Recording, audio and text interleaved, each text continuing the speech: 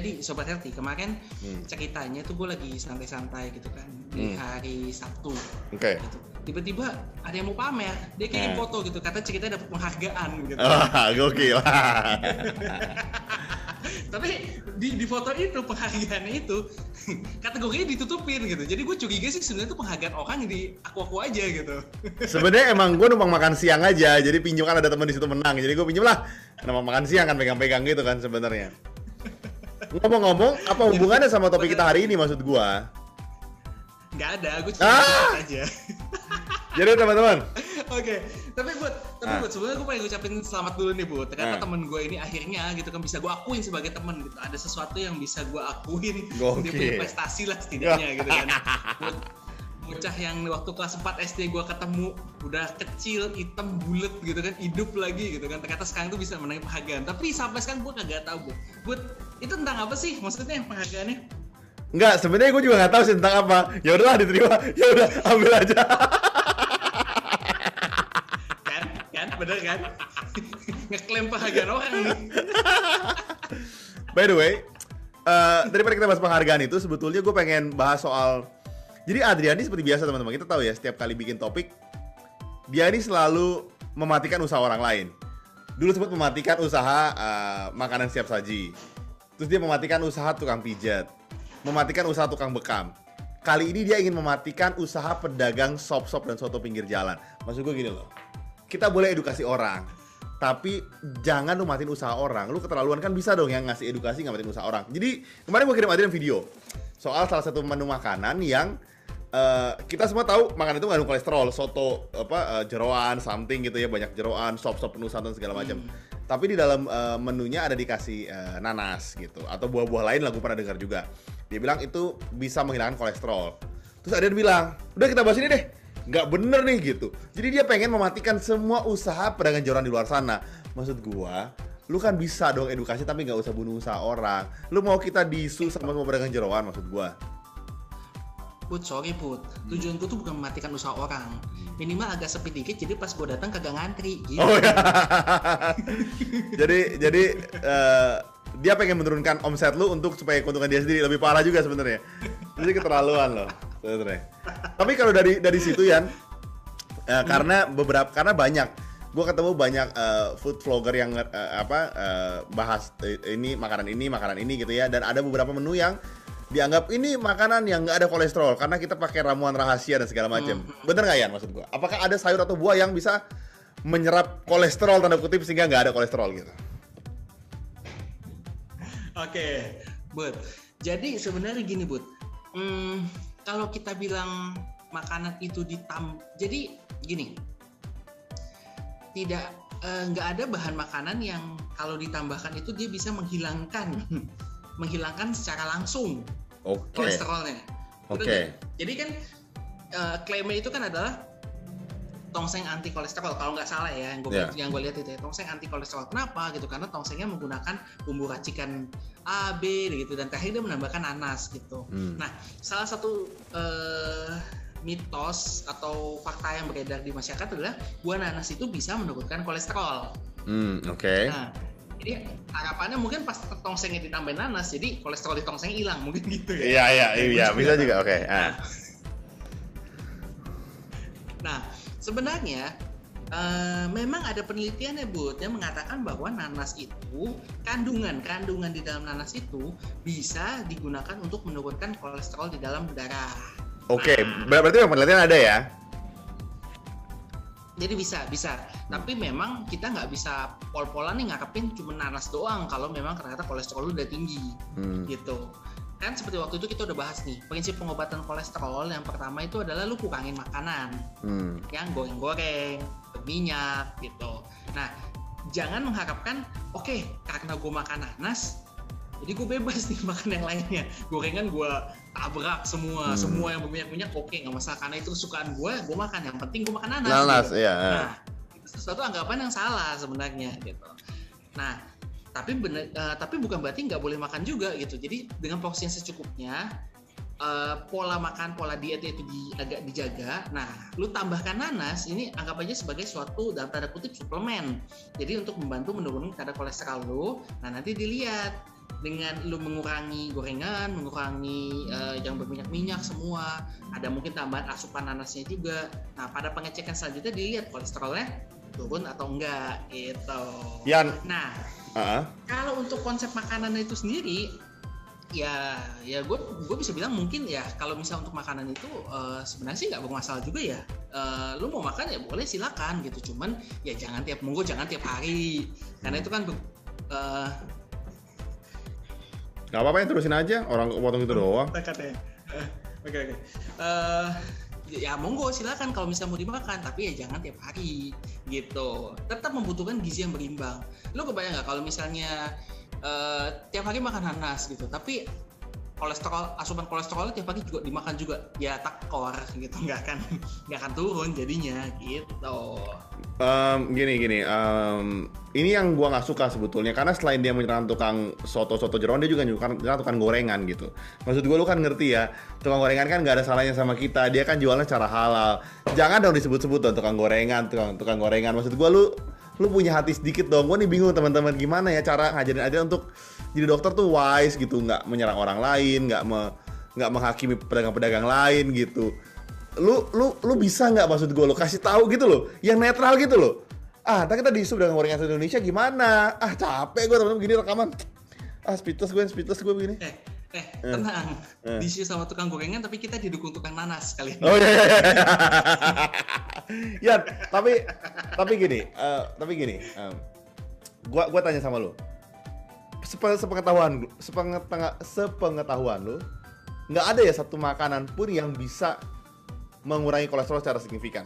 Maksud gue gini, kalau misalnya dicampur bahan ini akan sangat signifikan efeknya gitu, atau semuanya berupa suplemen, berupa vitamin aja, berupa punya kandungan gizi yang bisa mengurangi kolesterol tambahan. Nggak ada ya buah sakti yang gue tahu, misalnya lemon.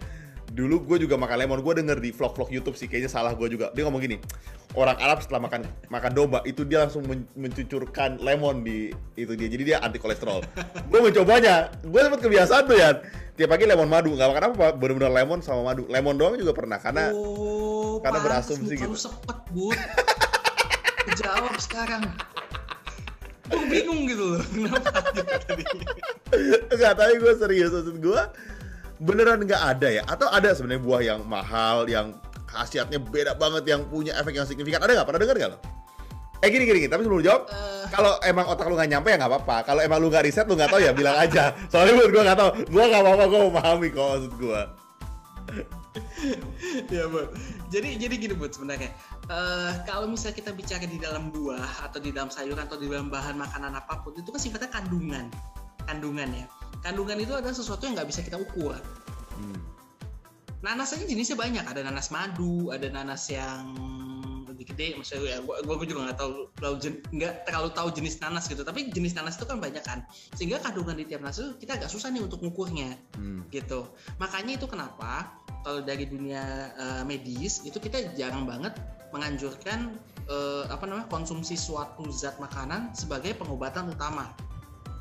I see. Karena kita nggak tahu kandungannya, gitu. Karena kita nggak tahu kandungannya, kita juga nggak bisa menjanjikan bahwa efeknya akan bekerja 100% pasti bagus. Belum lagi tidak semua bahan makanan ada ada penelitiannya yang memastikan oke, bener itu kandungannya ada. Itu satu. Nah, yang kedua, kalau misalnya menurut perkataan lo, sebenarnya semua bahan makanan itu yang dijadikan substitusi atau pengganti itu efektif juga, Bud.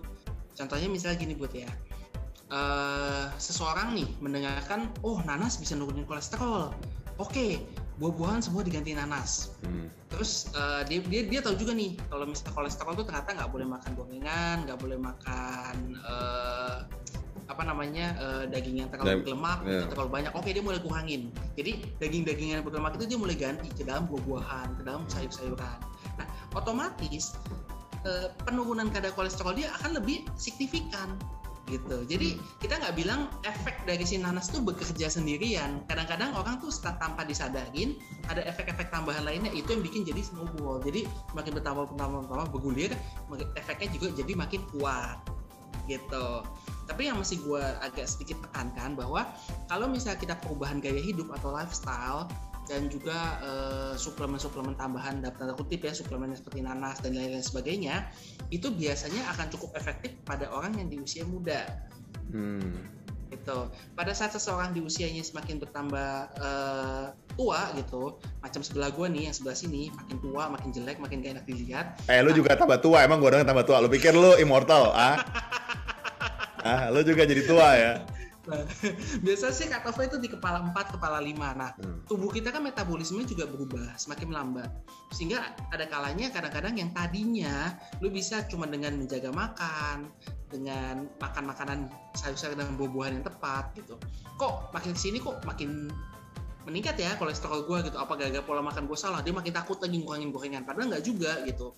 Padahal mungkin tetap aja selama lu makan sedikit-sedikit gak berlebihan, terus sebenarnya masih fine-fine aja, tapi mungkin memang tubuh lu yang udah nggak bisa memetabolismenya, sehingga nanti akan perlu tambahan penanganan, mungkin olahraga atau mungkin juga memberikan obat-obatan gitu. Jadi yang terakhir lu mau jual obat kan sebenarnya. Kalau lu udah tua lu makan obat dari gua gitu kan maksudnya kan. Lu di endorse apa? Simvastatin ya? Di endorse obat kolesterol lu ya? Hah? Simvastatin generik. Oh. Jadi gak dapat duit. Enggak.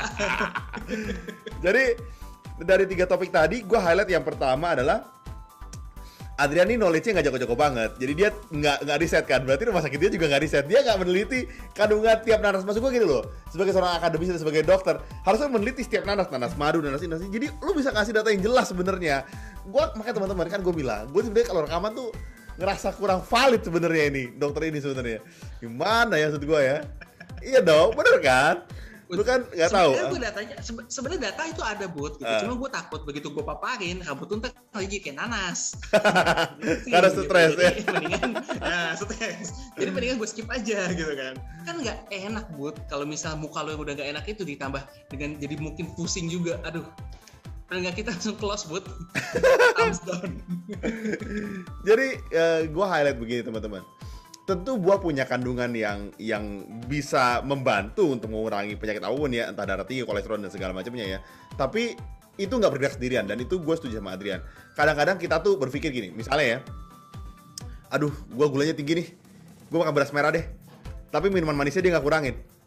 Ya kan, dia pikir satu efek itu signifikan gitu ya. Atau misalnya, gue suka kambing, gue makan nggak kambing lah, makan yang lain semua lah, tapi gue olahraga gitu. Tapi makanan lu nggak lu stop makanannya. Semua makin olahraga banyak, makannya makin banyak. Jadi sama aja, nggak ngibasin efek apa-apa. Jadi kita tahu bahwa semua tuh nggak bergerak sendirian. Semua tuh punya apa namanya kesinambungan yang bersama-sama gitu. Jadi sama lah. Makanya kalau misalnya kita ke dokter, dia bilangin, ibu ini obatnya dihabisin ya. Jangan lupa istirahat cukup, makan yang bergizi sama olahraga. Kan dia suka bilang gitu biasanya gitu. Kenapa? Karena dokter tahu bahwa obat ini aja nggak cukup kalau ibu nggak jaga makan. Dia pasti bilang kan, ibu jangan makan pedes-pedes ya gitu kan. Dia selalu ngingetin hal-hal lain selain daripada obatnya. Karena kita tahu bahwa mungkin beberapa dokter kayak Adrian obatnya nggak akurat atau obatnya nggak manjur. Jadi dia tetap berharap lo bisa melakukan self defense sendiri gitu. Jadi lo mesti ngerti kalau misalnya Adrian ngucapin, ibu jangan lupa ini ya, berarti lo mesti tahu, oh berarti dia nggak akurat banget nih diagnosanya gitu kan, maksudnya kan. Ada lagi nggak ya? Gue sih itu aja, gue cukup. Setiap kali pasien yang berobat ke gue gitu, pas gue liat, wah bagus nih bu hasilnya, ibu mantap gitu, dalam hati pada alhamdulillah. Ada nggak yang tambah dari lo? Nggak ada sih. Jadi kalau misalnya dari Sobat Hati semuanya pengen tambahan itu boleh gitu, tapi tetap aja harus selalu diingat kalau misalnya itu tuh efeknya beda-beda untuk tiap orang. Mungkin aja nih, karena kebanyakan kan orang mendengar kata dia, kata anu gitu kan. Nah, diikutin sepenuhnya gitu, boleh diikutin, tapi memang ada cut off-nya juga, ada batas juga. Mesti tahu juga bahwa diri dia dan diri kita itu berbeda, diri si anu dan diri kita itu juga adalah sesuatu yang beda. Pola makannya, ya kan, efek terhadap sesuatu yang kita makan itu semua beda, umurnya gitu. Jadi kita nggak bisa menyamakatakan semuanya. Prinsipnya adalah kalau memang mau dicoba barengan, silahkan, selama tidak bertentangan dengan medis. Contohnya, misalnya, lu punya asam lambung, nggak bisa makan yang asam-asam, tapi karena mendengar nanas bisa nurunin kolesterol, dipaksain makan nanas. Nah, ujung-ujungnya yang ada lambungnya kumat terus gitu kan, dan kondisi itu juga makin gak enak gitu. Nah itu sesuatu yang sebenarnya jangan gitu, lo bisa memilih alternatif yang lain gitu. Dan selalu ingat bahwa obat-obatan itu bukan fungsinya untuk mengikat orang biar minum obat terus, enggak. Obat-obatan untuk menjaga agar nilai yang mungkin naik, bisa itu darah tinggi, bisa itu kolesterol yang udah naik di dalam darah kita itu bisa tetap terjaga. Jadi obat-obatan rutin jangan sampai di stop tanpa memberitahukan kepada dokter atau medis yang menangani gitu. Tuh kan jualan lagi kan, males gue begini, ujungnya jual obat lagi kan. Maksud gue gimana sih? Maksud gue, tapi teman-teman gini, kalau misalnya kalian direkomendasi tentu dokter punya pertimbangan gitu. Tapi kalau lu ingetin muka dokter depan lu ini ya, kalau dia ngasih betul itu jangan-jangan dia dapat endorsement gitu. Jadi lu sih cek aja, hati-hati banget lah, ini hati-hati banget lah. Lu mesti cross check informasi ini. Yang pasti ini informasi pertama yang kalian boleh share ke teman-teman kalian karena kita pengen selalu ngasih informasi terupdate, terakurat, yang kalian tentu bisa dapat info pembanding lainnya gitu. Boleh tanya dokter kesehatan kalian, boleh tanya mungkin teman kalian juga, boleh cari infonya. Tapi jadikan kami sebagai sarana informasi pertama atau sarana pembanding dari informasi lain yang kalian terima gitu. Jadi teman-teman, podcast kita akan tayang di Senin dan Kamis. Dan tungguin kita terus, kita akan berikan info-info kesehatan tentunya buat kalian semua. Lagi kan teman dari lo? Itu aja, sampai ketemu di episode selanjutnya. Stay healthy. Stay alive. Bye-bye. Bye-bye.